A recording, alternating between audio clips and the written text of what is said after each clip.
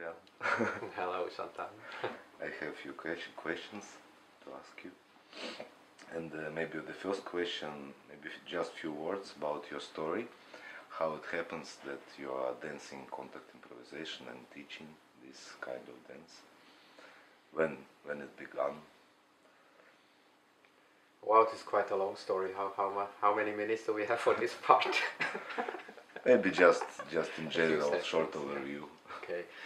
I started dancing in '92, so this is 21 years ago, and it happened in a way by chance. I did African dance, and then my African dance teacher, he talked about a festival with many different kind of dancing, African, modern, yoga, and contact improvisation. So I saw the leaflet, I read the text, I did not understand one word, but the word contact improvisation just attracted me so strongly that I tried it, and I never stopped. And what, after you have tried, what was the thing which really attracted you? What made you to continue to work with contact improvisation?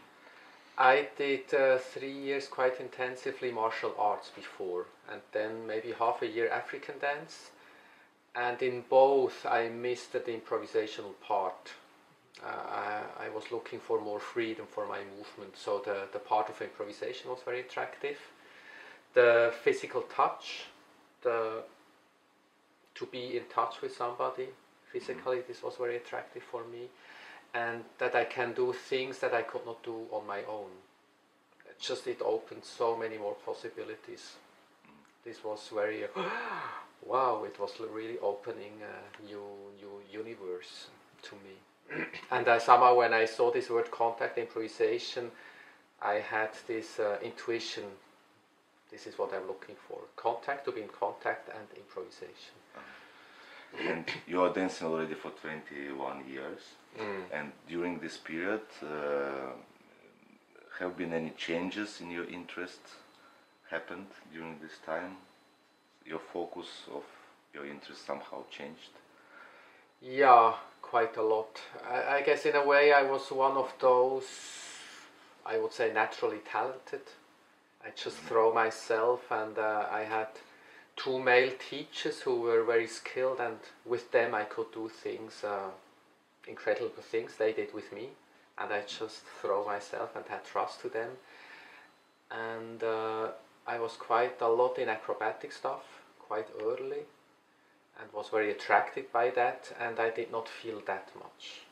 When people talked about the classes and they talked about, wow, I felt this, and it was so well constructed for me, it was just, okay, so let's move, let's dance. I didn't feel all these things.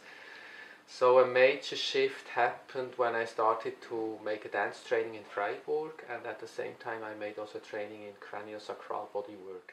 So this increased my skills for perception a lot, and then I was a lot interested in just perception, sensing, feeling. So this, I guess, was a major shift. And then I broke my back, also I had a damaged disc.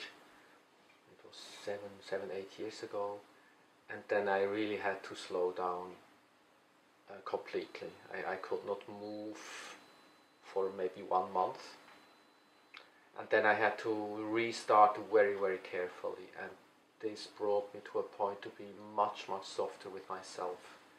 And it's mainly people told me, wow, your dance did change. I did not notice so much myself, but people told me, wow, you got much softer.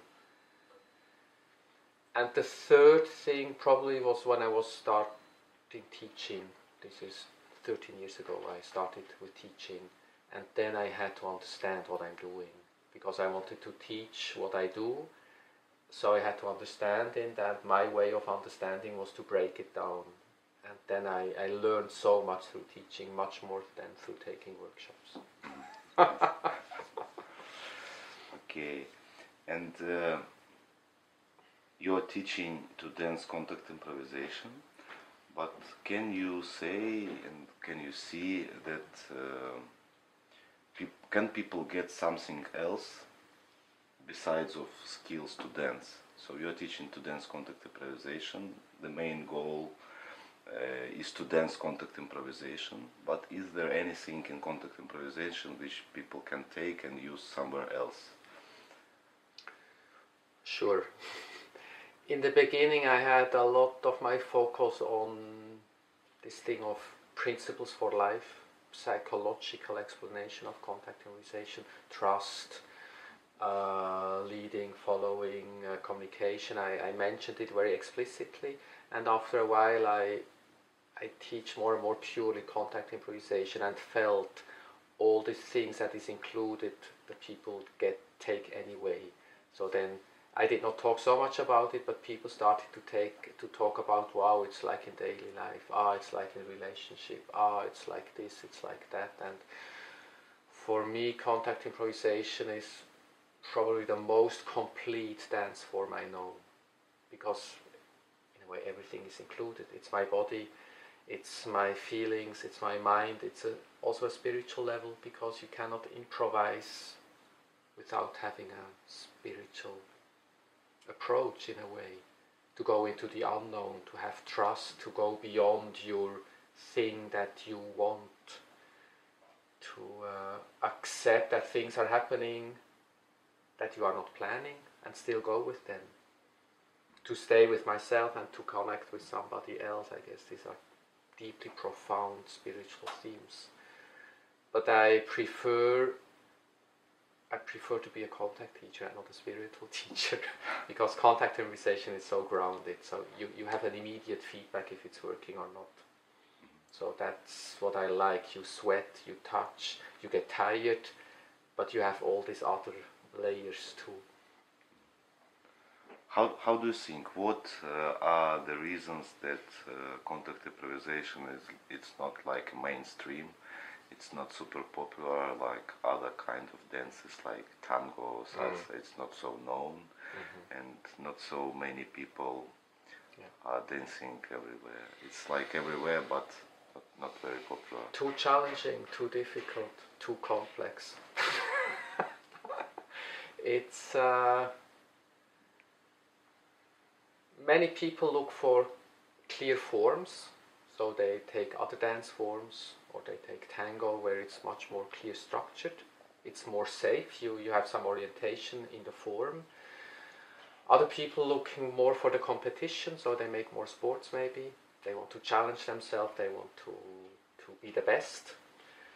Other people just want the spiritual part, they don't want to get involved so much physically, so they go to spiritual workshops. And if you want to do all of this, then you do contact improvisation.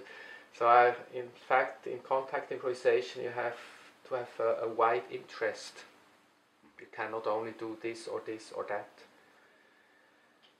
And it's not a closed form. You have to find your own way within contact improvisation. So, and this big freedom is a challenge. And I guess not everybody is ready for this challenge. And it's organized in it's maybe a little bit contradictory. For me, it's something very specific, contact improvisation. Because just touching and moving around is not yet contact. So gravity, the mass, momentum has been involved, else it's for me not contact improvisation. So it's something very specific, but at the same time it's very free, it's very open. Nobody tells you what exactly you have to do. So I guess there are people who want to only do what they want. They don't want to be too specific, so they don't like contact improvisation, it's too specific. And other people, for them it's not enough specific, because they don't know exactly what to do. What is the goal? Do we have a choreography in the end? Can we show something very specific in the end? No, so then I'm not interested. I guess it's really something super special and super complex.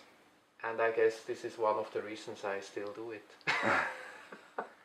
And can you define any goal for you in dancing contact improvisation?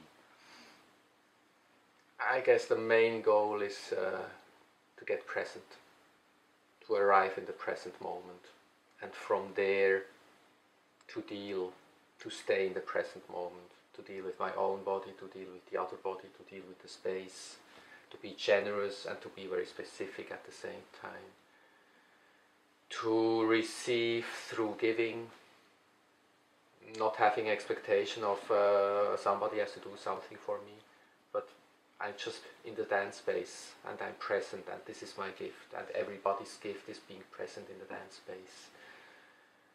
So this is for me the major goal, and this was the reason to do the dance training in Freiburg. I did a 4-day workshop with Lilo Stahl, one of the leader of the school in Freiburg, Bewegungsart. And during these 4 days I had a moment sitting in the garden and just noticing, wow, I'm here. I don't care what will happen in the next second, I'm just here. And this was so new for me that in this moment I made a decision, I will make this training. I was 37 years old already. I had already 2 professions. I was an engineer and then I worked with handicapped children. I studied a lot at university. And this dance workshop brought me to Bewegungsart, after having danced already 7 years contact improvisation. But this was a major shift, and this is still my major motivation.